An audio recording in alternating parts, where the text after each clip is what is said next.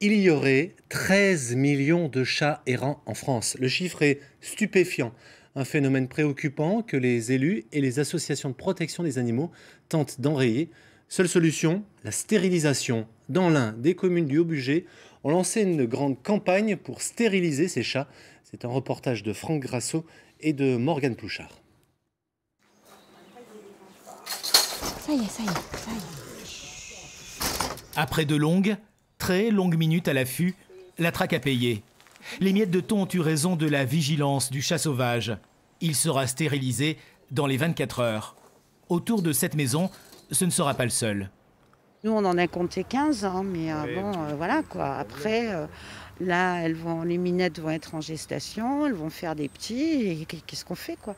Stopper la multiplication des chats errants en les stérilisant, pour ces agents animaliers, c'est une vision du bien-être animal. C'est pas une vie très joyeuse de vivre comme ça dans la nature, livrés à eux-mêmes. Ils se font renverser par les voitures, ils se font attraper par les animaux sauvages, ils attrapent la maladie. Pour le coup, c'est des animaux qui sont retournés à l'état sauvage, mais à la base qui sont quand même des animaux domestiques, quoi. Dans ce coin du département de l'Ain, c'est une structure intercommunale, Haut-Bugey Agglomération, qui pilote les captures, ce qui réduit le coût. La commune paye tout de même les opérations avec l'aide de 30 millions d'amis. On a certains avantages et en fait, eux connaissent bien le travail par rapport à ça. Nous, la commune toute seule, on n'aurait pas pu le faire. On n'aurait pas su, on n'avait pas les capacités, pas sûr et pas les moyens. Il s'agit ainsi de soulager les refuges.